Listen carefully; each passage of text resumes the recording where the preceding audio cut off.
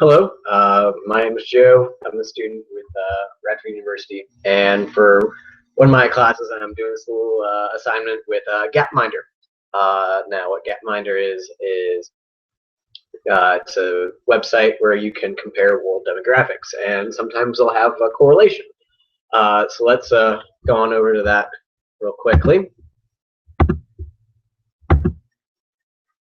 Okay, here we are. So this is Gapminder. As you can see, it's plots to you on a nice little graph. On the y-axis, we have total fertility. On the x, we have income per person. So each little dot represents a country, and each color dot represents a different region. So we got the yellow is the Americas, and orange is Europe and Russia. Also, take note that we're in the 1800s right now, and there's no discernible correlation. Let's go ahead and start. So as we can see, there's small movement at first. Europe is a little ahead, and around 1900, which is coming up soon, we have industrialization. So things are going to start speeding up a little bit.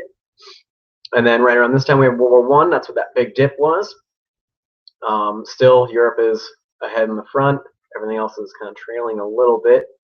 Around this time, we have World War II, which was that big shift. And then as we come out of World War II, there is not a everything's kind of scattered about everywhere. But then soon everything starts to scrunch down together into a nice little pattern, and we can clearly see that there is a negative correlation. Cool. So why is that? And, there I am. Okay. A couple of reasons. When families have less income, generally they're going to have their children and themselves are going to have not as good education, and so that can be one reason why we have more kids. And then also combine that lack of education with the inability to afford birth control, and you have even more kids. And there is also the animal instinct to have more offspring in hopes that one will survive, much in the way that spiders will have thousands and thousands of offspring.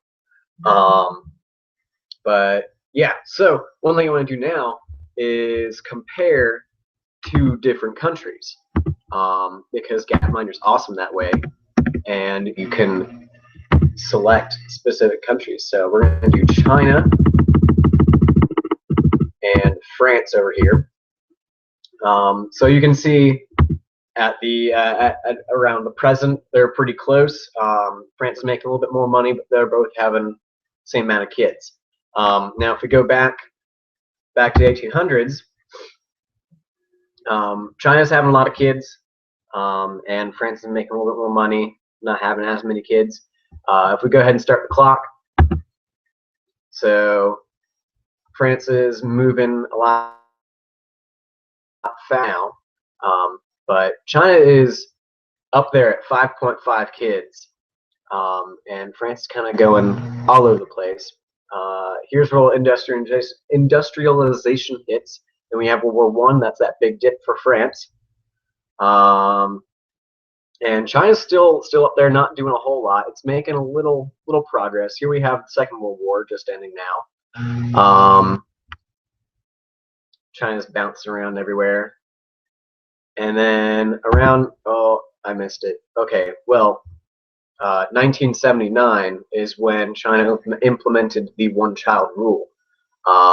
So that's where that big dip came from.